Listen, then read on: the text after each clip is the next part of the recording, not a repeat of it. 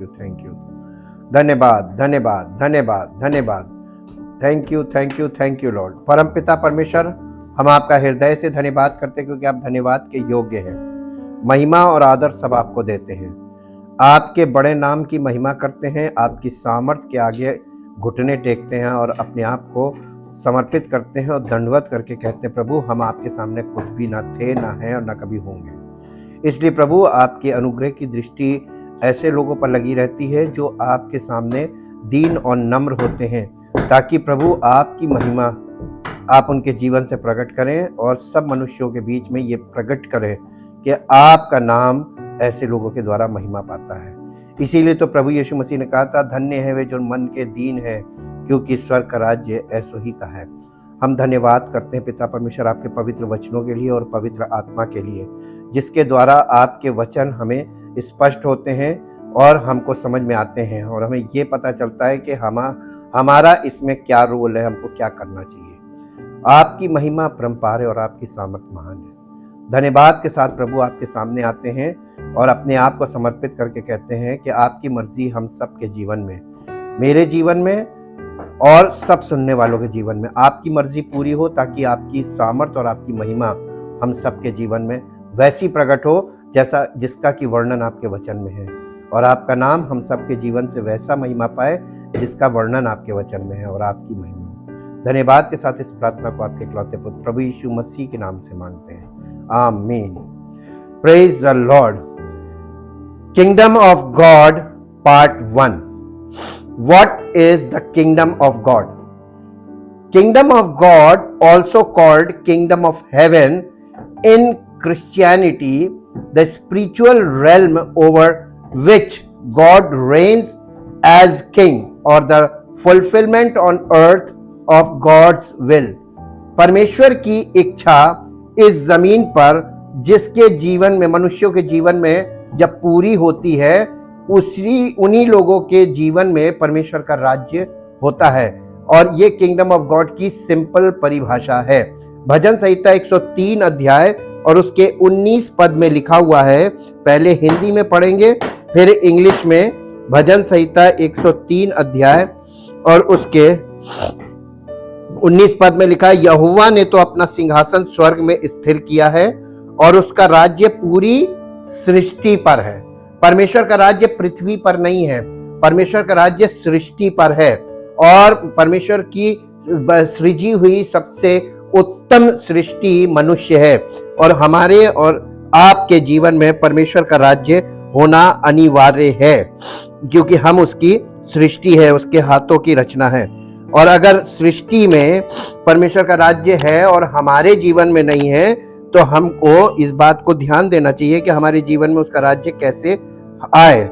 हम लोग अब इसकी शुरुआत कर रहे हैं ताकि हम परमेश्वर के वचन से इस बात को सीखें, जानें, समझें कि परमेश्वर का राज्य क्या है और कैसे उस राज्य में हम उसका हिस्सा बन सकते हैं और उसका राज्य हमारे जीवन में प्रकट हो सकता है। इस बात को सीखने और समझने का समय शुरू होता है। भजन संहिता 103 अध्याय का 19 पद हम इंग्लिश में देखेंगे। The Lord has established his throne means यानी परमेश्वर ने अपना सिंहासन, थ्रोन का मतलब है सिंहासन, in the heavens, स्वर्ग में अपना सिंहासन, स्वर्गों में अपना सिंहासन स्थापित किया, and his kingdom rules over all, यानी उसका शासन या उसका साम्राज्य सब पर है, सब जीवित प्राणियों पर है और हर एक जीवित चीज जो जिसमें जीवन पाया जाता है, यह परमेश्वर के महिमा को और उसके राज्य को दिखाता है। Origin of the kingdom of God, परमेश्वर के राज्य की शुरुआत, from the coming of Jesus Christ to begin the kingdom through the whole story of redemptive history and the church, we see a clear picture of the gospel, यानी सुसमाचार में जो स्पष्ट चित्र है प्रभु यीशु मसीह के छुटकारे का और कलीसिया को लेकर, कलीसिया की स्थापना को लेकर, ये परमेश्वर के राज्य का जो पृथ्वी पर उसने स्थापित करने की योजना बनाई थी, ये उसका चित्रण है। मत्ती रचित सुसमाचार 4 अध्याय और उसके 17 पद, यीशु मसीह के प्रचार का विषय क्या था? मत्ती रचित सुसमाचार उसका 4 अध्याय।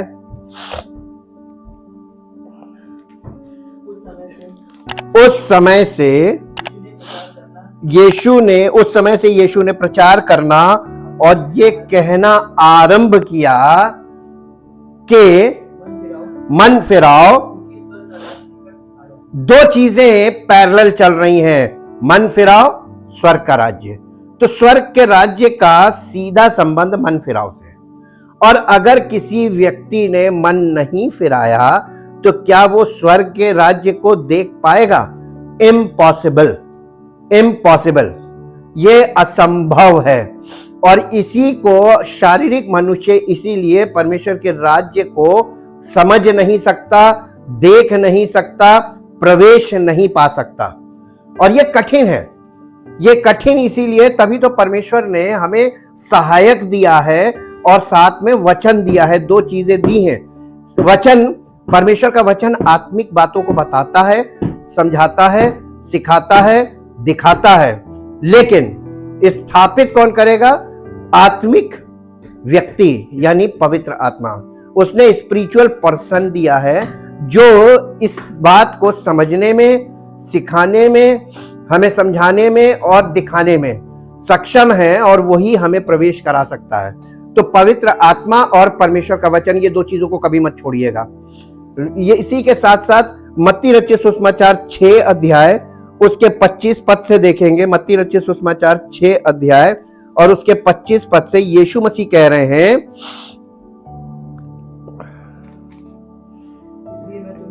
इसलिए मैं तुमसे कहता हूं कि अपने प्राण के लिए ये चिंता ना करना।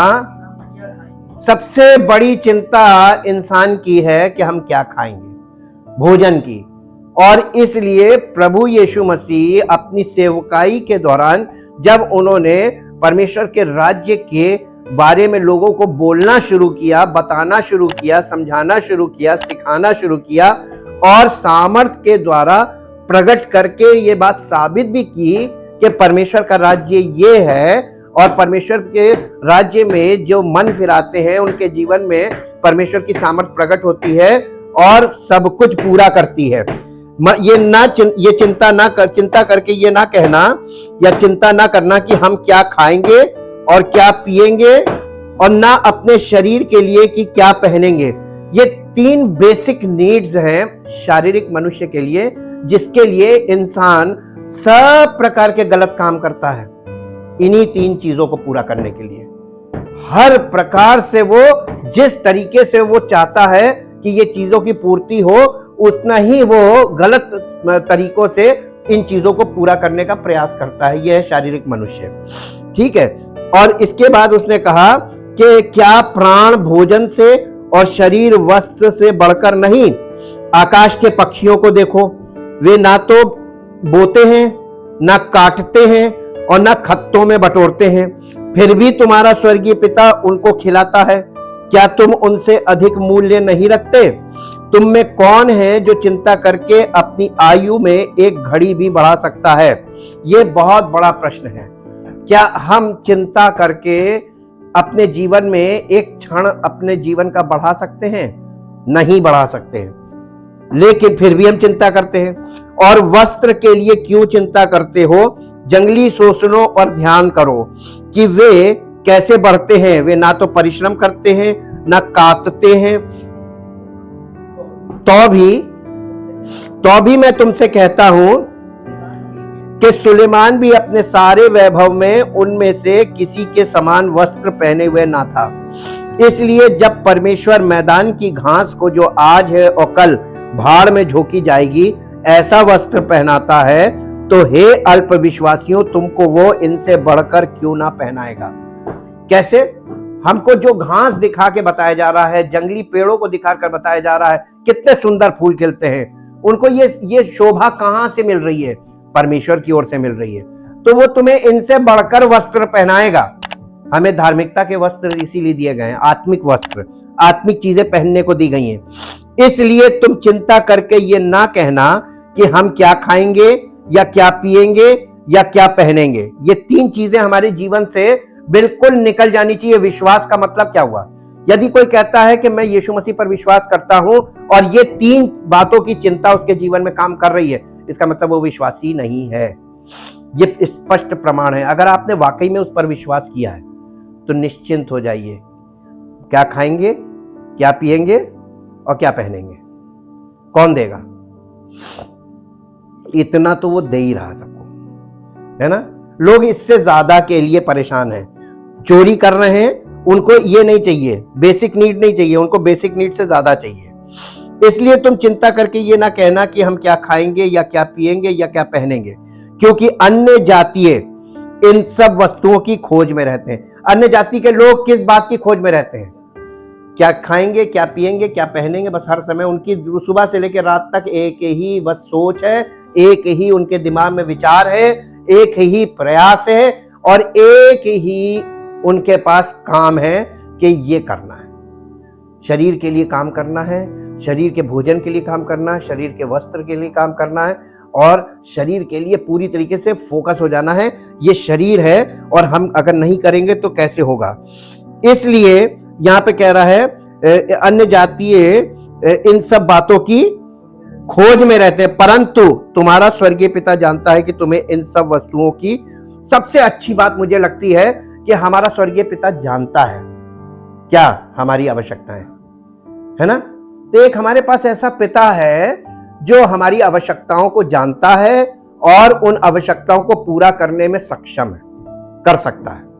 लेकिन करता इसलिए नहीं है क्योंकि वो यही तो देखना मांगता है कि कौन व्यक्ति परमेश्वर पे भरोसा करता है और कौन व्यक्ति अपने ऊपर भरोसा करता है। और अपने अंदर झांक के अगर हर व्यक्ति देखे तो वो 5% परमेश्वर पे भरोसा रखता है और 95% वो अपने ऊपर भरोसा रखता है। ये अविश्वास है, ये विश्वास नहीं है। विश्वास की परिभाषा भी पूरी नहीं करते हम, और हम कहते हैं कि हम विश्वास करते हैं। क्या हाथ जोड़ के आंख बंद करके 2 शब्द बोलने से क्या आप विश्वासी बन जाते हैं? इम्पॉसिबल। ये विश्वासी बनने का हम ढोंग करते हैं, लेकिन हम विश्वासी है नहीं। दिल में अगर आपके भरोसा नहीं है और चिंता माइंड में बनी है, टेंशन बनी हुई है, इसका मतलब आप विश्वासी। और लोग बुरा मानते हैं, बुरा नहीं मानना चाहिए, बल्कि सच आपको जब अंदर से लगे कि हाँ ये सच है तो आपको पश्चाताप करना चाहिए कि हाँ हम गलत हैं, मान लेना चाहिए, क्योंकि परमेश्वर का वचन हमें इस बात के लिए प्रेरित करता है। इसलिए पहले तुम परमेश्वर के राज्य और उसके धर्म की खोज करो तो सब वस्तुएं, कौन सी? भोजन, कपड़ा, घर, हर चीज, तुम्हारी बेसिक नीड, हर सब वस्तुएं तुम्हें मिल जाएंगी। कैसे मिलेंगी? देगा कौन? जिसको तुम खोज रहे हो। परमेश्वर का राज्य को खोजो और परमेश्वर की धार्मिकता को खोजो। 2 चीजें आपको मांगे नहीं मिलेंगी, इसके लिए प्रार्थना करने को नहीं बोला गया है। आप परमेश्वर के राज्य के लिए प्रार्थना नहीं कर सकते और आप परमेश्वर की धार्मिकता के लिए प्रार्थना नहीं कर सकते। ये प्रार्थना का विषय नहीं है। ये विषय काहे का है मालूम है? खोजने का। Go and search, always search in your mind, कि आपको हर समय मन में ये खोजना चाहिए कि हमारा पूरा करने वाला, हमारी सब आवश्यकताओं को पूरा करने वाला कौन है इस पृथ्वी पर जो हमारी सब जरूरतों को पूरा कर सकता है, और वो पूरा करेगा कि नहीं, आप उस पर कितना भरोसा रखते हैं। अगर आपको ये भरोसा ना हो कि आप गाड़ी चला लेंगे सड़क पे, तो हम आपको लिख के देते, आप गाड़ी कभी नहीं चला पाएंगे। मालूम क्यों? क्योंकि आप खुद ये भरोसा करते हैं कि हम नहीं चला सकते, हम गिर जाएंगे, हमें चोट लग जाएगी, कोई आके टक्कर मार देगा, है ना, कोई आके भिड़ जाएगा। लेकिन अगर आप ये भरोसा रखते हैं कि नहीं, हम कोशिश करेंगे और परमेश्वर हमारी मदद करेगा और हम चला सकते हैं, तो आप चलाएंगे। आत्मिक जीवन इसी का नाम है कि परमेश्वर के भरोसे से चलना शुरू कर देना, वो हमारी सहायता करेगा। हालेलुया। इंडिपेंडेंट लाइफ नहीं है, डिपेंडेंट लाइफ है। परमेश्वर पे डिपेंड होकर हमें चलना। परमेश्वर पे निर्भर जीवन आत्मिक जीवन है, और परमेश्वर का राज्य हमारे लिए बना रखा गया है ताकि हमें एम्पावरमेंट मिले वहां से कि हमको प्रतिदिन जीवन में कैसे आगे बढ़ना है। और परमेश्वर के राज्य के लिए ही परमेश्वर का राज्य मतलब his rule and his authority, परमेश्वर का कानून, परमेश्वर की आज्ञाएं और परमेश्वर की सामर्थ, परमेश्वर का अधिकार आपको पृथ्वी पर कहां मिलेगा? केवल कलीसिया की स्थापना केवल इसलिए की गई थी ताकि वहां पर परमेश्वर के राज्य में लोग आए और छुटकारे के काम परमेश्वर करे, सामर्थ के काम करे और अपनी महिमा उन लोगों के द्वारा प्रकट करे। तो kingdom of God is in the church. In Christ का बहुत बड़ा मीनिंग है। मसीह में का मतलब किंगडम पीपल। हम जब तक उसके राज्य के वारिस नहीं बनेंगे तो हम किंगडम के नागरिक नहीं कहलाएंगे, हम सांसारिक कहलाएंगे। और सांसारिक लोगों को परमेश्वर कुछ नहीं देता, ऑक्सीजन दे रहा है, यही बहुत बड़ी बात है। और आपकी आवश्यकताओं की पूर्ति हो रही है, यही बहुत बड़ी बात है। ये परमेश्वर का अनुग्रह है कि इतना मिल रहा है। हम परमेश्वर का धन्यवाद करते हैं उसके वायदों के लिए। परमेश्वर के वचन में एक बात लिखी है। आगे बढ़ने से पहले मैं चाहता हूं कि हम लोग उस पद को पढ़े, नीति वचन की पुस्तक उसका 28 अध्याय और उसका 13 पद। जो अपने अपराध छिपा रखता है उसका कार्य सफल नहीं होता। यानी जो अपने ये बात मानने को तैयार नहीं कि हम पापी हैं, जो अपने अपराध छिपा रखता है, रिपेंटेंस के ऊपर है, रिपेंट के ऊपर है, मन फिराने के ऊपर है, जो अपने अपराध छिपा रखता है उसका कार्य सफल नहीं होता। परंतु जो उनको मान लेना भी मन फिराना नहीं है। जो मान लेता और छोड़ देता है उस पर दया की जाएगी। लिखा है परंतु जो उनको मान लेता और छोड़ भी देता है उस पर दया की जाएगी। दया किस पर की जाएगी? मान लेने वाले पर नहीं की जाएगी। मान लेना और छोड़ देना, यह है मन फिराना। मन पूरी तरीके से फिराना है कि मान लिया, ये एक पार्ट है, छोड़ दिया, ये दूसरा पार्ट है। मान लेने में भी समय लगेगा, छोड़ देने में भी समय लगेगा, टाइम फैक्टर आएगा। तो कलीसिया की जरूरत आपको रहेगी, क्योंकि कलीसिया में जब आप बने रहेंगे तभी आपको बहुत सी चीजें मानने में और बहुत सी चीजें छोड़ने, दोनों में समय लगेगा। तो ये टाइम टेकिंग जॉब है, ये प्रोसेस है। और इसीलिए प्रभु यीशु मसीह इस पृथ्वी पर अपने राज्य को स्थापित करने आए थे। Kingdom of God proclaimed by John the Baptist, यूहन्ना बपतिस्मा देने वाले के द्वारा परमेश्वर के राज्य की आधिकारिक घोषणा की गई। इसकी घोषणा किसने की थी? मत्ती रचित सुसमाचार 3 अध्याय उसका 1 से 3 पद देखेंगे। मत्ती रचित सुसमाचार 3 अध्याय उसका 1 से 3 पद। और यहां पर इस प्रकार लिखा है, उन दिनों में यूहन्ना बपतिस्मा देने वाला आकर यहूदिया के जंगल में ये प्रचार करने लगा, मन फिराओ क्योंकि स्वर्ग का राज्य निकट आ गया है। यीशु मसीह ने बाद में बोला, सबसे पहले किसने बोला था? यूहन्ना बपतिस्मा देने वाले ने। ये आधिकारिक घोषणा कर रहा था उस राज्य की जो यीशु मसीह के द्वारा शुरू होना था। तो ओरिजिन तो यीशु मसीह के द्वारा हुआ, लेकिन इसकी आधिकारिक घोषणा किसके द्वारा हुई? यूहन्ना बपतिस्मा देने वाले के द्वारा। ये वही है जिसकी चर्चा यशायाह भविष्यवक्ता के द्वारा की गई। जंगल में एक पुकारने वाले का शब्द हो रहा है कि प्रभु का मार्ग तैयार करो और उसकी सड़कें सीधी करो। ये यूहन्ना बपतिस्मा देने वाले के विषय में यानी भविष्यवक्ताओं के द्वारा परमेश्वर ने पहले से बता दिया था कि परमेश्वर इसको भेजेगा, और जब ये आ जाए ताकि वो समझ जाए कि परमेश्वर का इकलौता पुत्र और इस परमेश्वर के राज्य का जो राजा है वो आ रहा है। इसका 1 से इसके 3 पद को देखेंगे। 40 अध्याय यशायाह नबी की पुस्तक 40 अध्याय और उसका 3 पद, 3 और 4 पद। किसी की पुकार सुनाई देती है, जंगल में यहोवा का मार्ग सुधारो, हमारे परमेश्वर के लिए अराबा में एक राजमार्ग चौरस करो।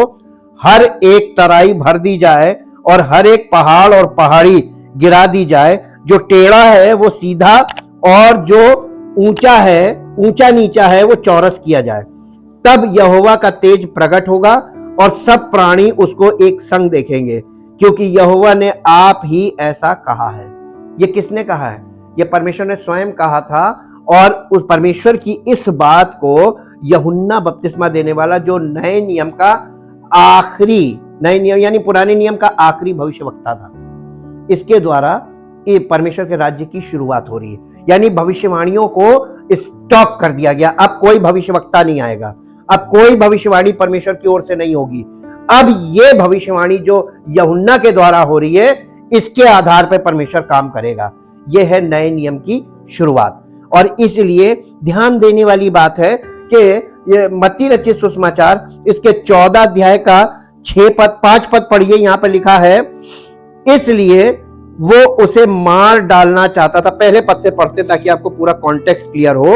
उस समय चौथाई देश के राजा हेरोदेस ने यीशु की चर्चा सुनी और अपने सेवकों से कहा, ये यूहन्ना बपतिस्मा देने वाला है, वो मरे हुओं में से जी उठा है, इसीलिए उससे सामर्थ्य के काम प्रकट होते। यानी यीशु मसीह को वो लोग क्या समझ रहा था? और राजा यूहन्ना बपतिस्मा देने वाला जी उठा है ना, उसी ने मरवाया था। क्योंकि हेरोदेस ने अपने भाई फिलिप्पुस की पत्नी हेरोदियास के कारण यूहन्ना को पकड़कर बांधा और जेल खाने में डाल दिया था, क्योंकि यूहन्ना ने उससे कहा था, इसको रखना तेरे लिए उचित नहीं।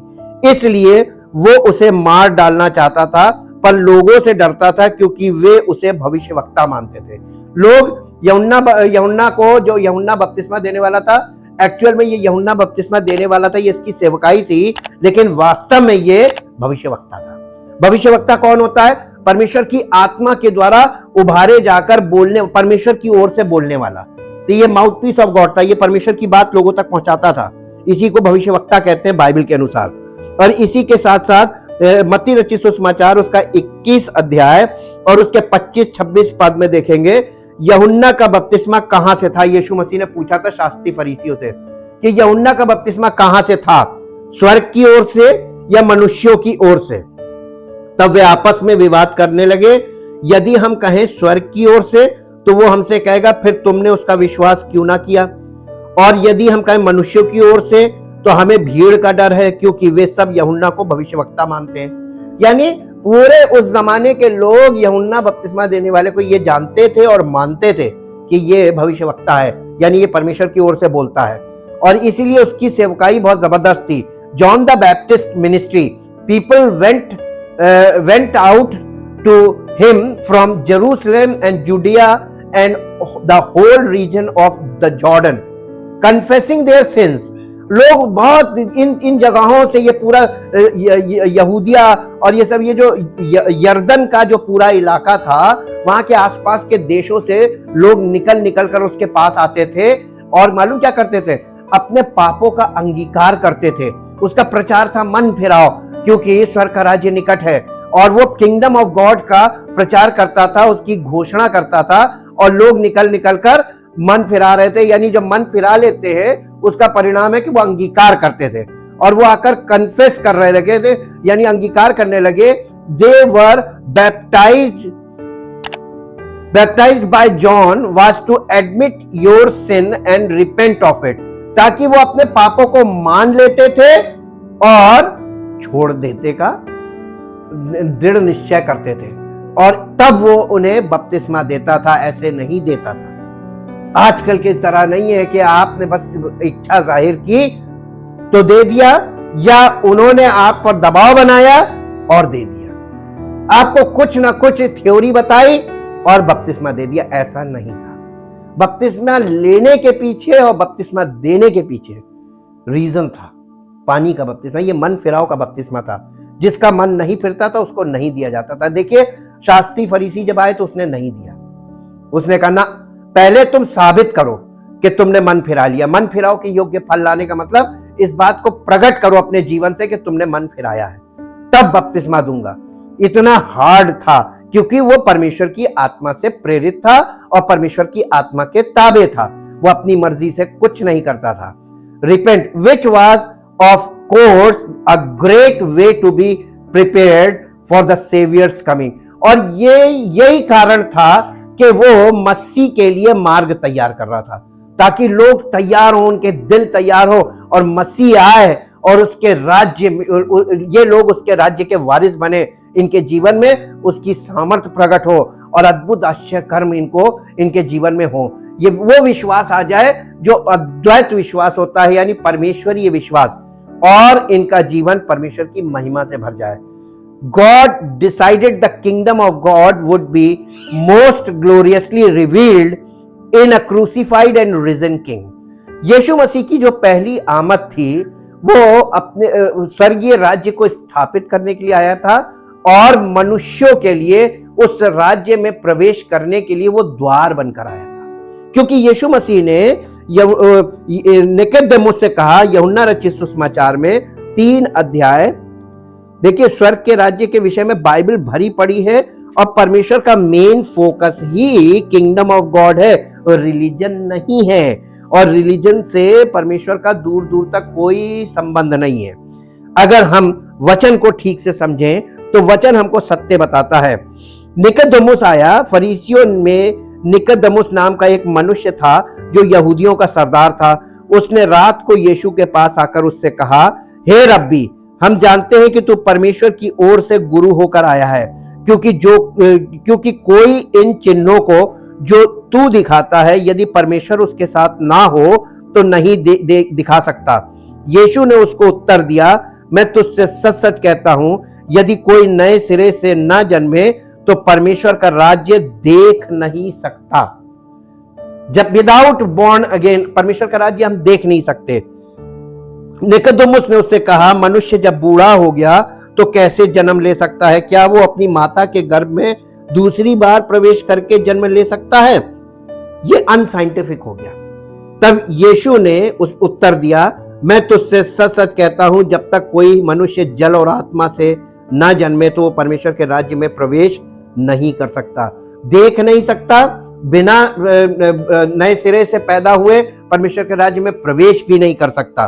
तो ये इसका मतलब ये बहुत परमेश्वर की बंदिश में है ये राज्य, और इसमें प्रवेश करने के लिए आपको सबसे पहला शुरुआत क्या है? मन फिराना। क्योंकि जो शरीर से जन्मा है वो शरीर है और जो आत्मा से जन्मा है वो आत्मा है। अचंबा ना कर कि मैंने तुझसे कहा, तुझे नए सिरे से जन्म लेना अवश्य है। हवा जिधर चाहती है उधर चलती है और तू उसका शब्द सुनता है, परंतु नहीं जानता कि वो कहां से आती और किधर को जाती है। जो कोई आत्मा से जन्मा है वो ऐसा ही है। निकोदेमुस ने उसको उत्तर दिया, ये बातें कैसे हो सकती हैं? देखिए, ये यहूदियों का हेड था, द ज्यूइश कम्युनिटीज हेड, और इसको ये बात पता चल गई कि ये बहुत कठिन चीज है, ये बहुत कठिन है। पतरस ने भी यीशु मसीह से कहा, तो फिर किसका उद्धार हो सकता है? बहुत कठिन है। यीशु मसीह ने उसको जवाब दिया, जो मनुष्यों के लिए असंभव है वो परमेश्वर के लिए संभव है। तो इसका मतलब परमेश्वर का राज्य, परमेश्वर के बिना हम उसमें प्रवेश नहीं कर सकते, बिना अनुमति के, बिना उसकी योजना में शामिल हुए, बिना उसकी इच्छा के हम उसमें प्रवेश नहीं पा सकते। यही बाउंड्री है।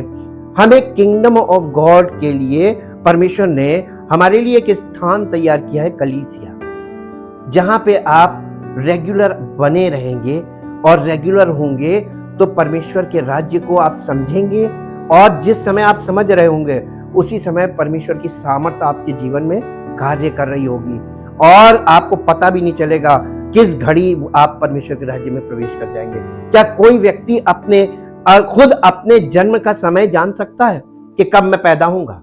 कोई नहीं जानता। यहां तक कि मेडिकल साइंस भी समय नहीं बता सकती कि कब पैदा होगा। एक एक्सपेक्टेशन होती है, होना चाहिए। डेवलपमेंट पर डिपेंड करता है कि बच्चे का डेवलपमेंट कैसा है, बच्चे का मूवमेंट कैसा है, बच्चे वो सारी चीजों का रिकॉर्ड चलता है। अगर वो चीजें समय समय पर जांच ना हो तो बच्चे का जन्म इम्पॉसिबल हो जाता है। हम परमेश्वर का धन्यवाद करते हैं, इस आत्मिक जन्म को के लिए हमको कलीसिया में रखा गया है। और ये कलीसिया क्या है?